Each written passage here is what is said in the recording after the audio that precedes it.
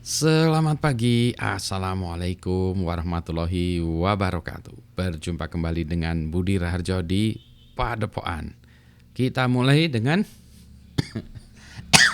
biasanya, maaf, batuk. Biasanya ngopi dulu, karena lagi puasa tidak ngopi dulu ya. Ini biji kopi aja. Karena sedang puasa tidak ada ngopi dulu atau minum air putih dulu. Nah, kita bahas soal cultural gap ya, cultural gap. Atau saya mau membuat tulisan namanya cultural apart.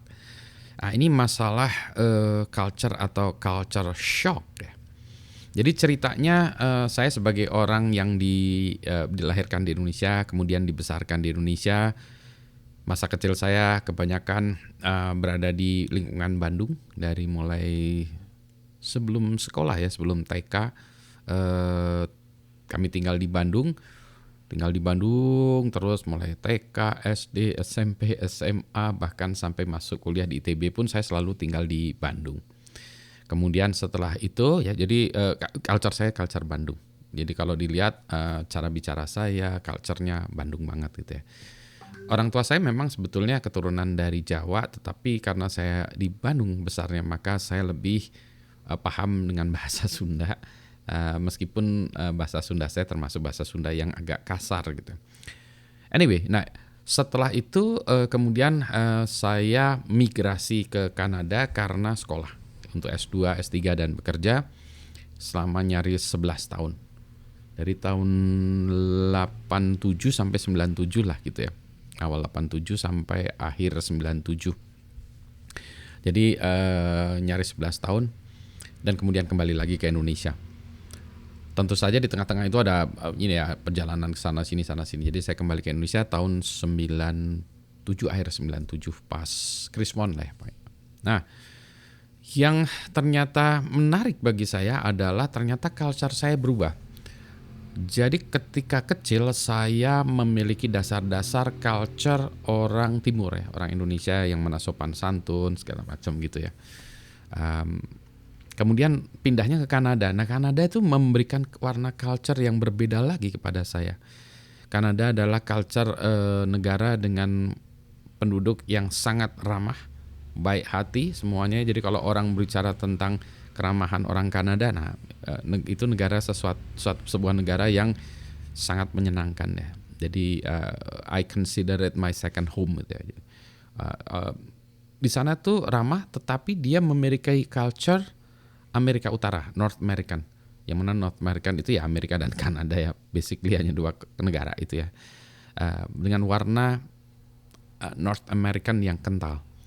Kalau kita bicara tentang Barat ya, sebetulnya nggak, ini yang membingungkan istilah Barat ya, karena kalau Amerika itu kan sebetulnya kalau dari sisi Indonesia itu lebih timur ya daripada Barat. Barat itu mungkin Inggris gitu ya.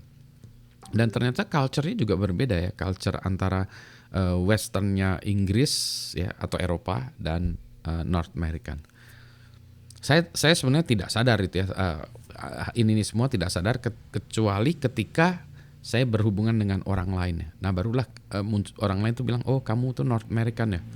Hah? North American ya. Oh iya ya. Memang cara saya bertindak, cara saya berbahasa, kalau saya berbahasa Inggris, logatnya logat bahasa orang Indonesia ya, logat Asia. Tetapi cara saya berbahasa Inggris adalah berbahasa Inggris North American. Demikian pula culture saya culture North American. Yang mana beda lagi ya, North American itu lebih egaliter ya. Tidak feodal sebagaimananya kalau culture-culture di Asia ataupun di Eropa. Yang mana ada ini ya, ada semacam kasta-kasta kalau ini ya. Masalah sopan santunnya berbeda ya. Kalau di North American itu lebih to the point ya, straight to the point. Jadi kalau misalnya saya mengatakan Anda salah tuh ya selalu saya bilang ya you are wrong. Regardless tidak peduli siapakah orang itu, misalnya orang yang lebih lebih kaya atau lebih punya posisi. Kalau Anda salah dalam kacamata saya akan bilang you are wrong. Gitu ya. This is the correct way or the correct one is this gitu ya. Sangat logical dan selalu terbuka ya. Seperti itu. Di tempat lain nggak bisa begitu. Budaya Timur nggak bisa begitu ya. Kita ke atasan nggak bisa langsung mengatakan Bapak salah ya. mikir dulu gimana cara mengatakannya gitu ya. Jadi ada kasta-kasta. Saya baru-baru ini juga baru sadar ketika ngelihat drakor gitu ya, baru sadar ada kayak itu juga ya, bos itu sangat dihormatin oleh anak buah. Nggak ada itu kayak gitu di culture North American.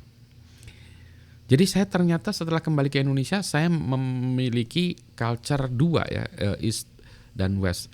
Yang alhamdulillah saya mampu mengambil hal-hal terbaiknya dari kedua culture itu. Di West masih ada sopan santun, di East keterbukaan, di West keterbukaan kebalik ya.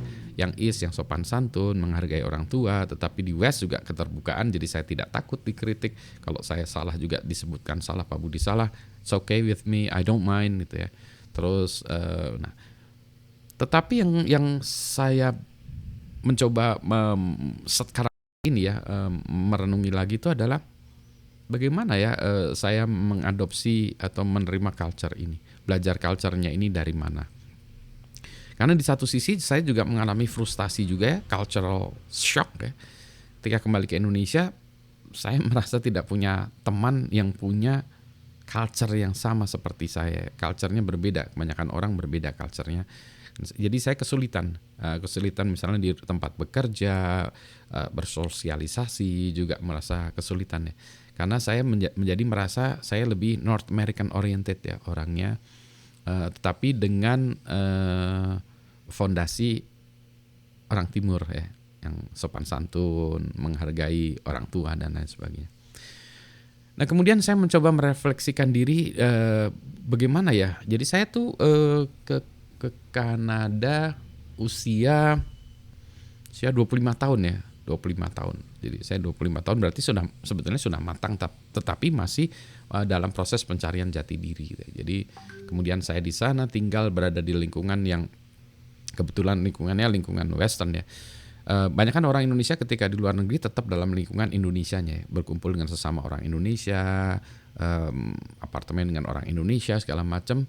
Saya kebetulan tidak ya, kebetulan terpaksa harus bergabung dengan teman yang asli orang lokal, gitu. Hidup di dorm, di asrama ya, dengan culture yang berbeda. Culture-nya kebanyakan malah culture Ukrainian ya teman-teman saya. Meskipun ada juga yang lain-lain gitu ya. Anyway, balik lagi, nah gimana ya ternyata saya belajarnya. Nah itulah yang mau saya coba bahas secara bertahap gitu ya. Bagaimana mempelajari culture yang lain ya, culture tempat lain. Sebagai contoh, saya merasa bisa memiliki culture Sunda itu karena bagi saya lawaan Sunda itu lebih kena bagi saya gitu ya. Jadi kalau kita mengetahui sebuah bahasa atau sebuah culture itu, kalau kita bisa tertawa dengan lawan-lawan di culture itu, bahasa-bahasa joke-nya orang-orang Sunda beda dengan yang tempat-tempat lain. Jadi rada bodornya heureuingnya rada kuli gitu ya. Kalau saya bilang heureuingnya rada kuli itu kan mungkin bagi orang yang bukan Sunda nggak bisa memaknai gitu ya. Bodorannya tuh rada kuli, rada kasar. On the other hand juga kalau kita bicara tentang Amerika juga gitu ya, bodorannya seperti itu, rasa kasih sayangnya seperti itu, rasa ini gitu. Nah, sneak preview aja ya. Ternyata setelah saya pelajari, saya itu ketika di North American pertama kali di Kanada, saya berada di lingkungan yang istilahnya college ya. Lingkungannya ada orang yang berpendidikan, orang-orang yang di kampus, orang-orang kampus. Maka saya menikmati juga misalnya di asrama, TV yang tersedia di basement ya. Saya nggak punya TV sendiri, maka TV di basement, common room gitu ya. Lihat-lihat, nah, yang ditonton oleh apa anak-anak di sana. Misalnya contohnya adalah David Letterman. Coba ya sebentar, saya tunjukkan yang saya masukkan dengan itu ya. Nah, jadi ini ya, ini yang membuat saya belajar culture di sana ya, adalah misalnya saya nonton acara-acara yang ini ya, David Letterman merupakan salah satu sosok yang kemudian ternyata mempengaruhi cara pandang saya. Coba nanti Anda lihat ya tentang David Letterman. Ini David Letterman tuh sebetulnya dia itu adalah host ya dari acara Late Night with David Letterman di NBC awalnya. Jadi dia ini sebetulnya awalnya diturunkan dari Johnny Carson ya, kemudian nantinya kisruh segala macam sehingga nanti Late Show with David Letterman dia pindah ke CBS ya dengan ininya Late Show with David Letterman. Ya, dan kalau dilihat ini kalau sekarang kayak gini ya, berewokan gini. Tapi kalau dulu rasanya nggak kayak gitu ya. Rasanya dia, nah kayak gini ya, lebih ke arah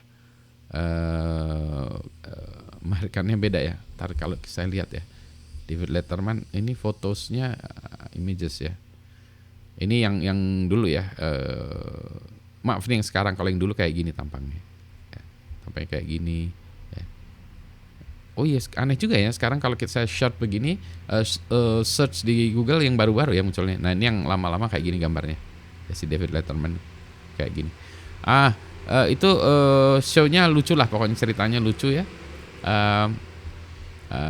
Sekarang dia punya acara, namanya ini ya, maaf, yang kalau acaranya yang sekarang itu adalah, sebentar ya, ini My Next Guest Needs No Introduction with David Letterman. Jadi kalau Anda pengen belajar mengikuti cara saya, maka belajarnya saya melalui David Letterman ya. Silahkan diikuti acara-acaranya. Sebenarnya mungkin harusnya ada orang yang melakukan kurasi ya, kurasi terhadap urutan acara-acaranya nih. Atau kalau kita ingin jadi arah ini susah poinnya, belepotan ya. Pop cultural, North American culture yang saya adopsi melalui jalur David Letterman salah satunya. Tentu saja dengan sitkom yang lain di TV. Jadi TV itu mempengaruhi budaya saya, budaya North American. Yang mana salah satunya dibentuk ya, shape oleh David Letterman. Cara saya bicara, melawak segala macam seperti itu. Oh ya, David Letterman itu sebenarnya stand up comedian juga ya, tetapi dia lebih seringnya di talk show-nya itu. Dan talk show-nya itu bodorannya tuh harus sedikit mikir ya. Itulah sebabnya dia levelnya level college gitu ya, bodorannya. Anyway, ini udah terlalu panjang, tetapi ini untuk menceritakan tentang kegalauan saya, cultural shock ya bagi saya, cultural apart bagi saya. Begitu ya. Selamat pagi, assalamualaikum warahmatullahi wabarakatuh.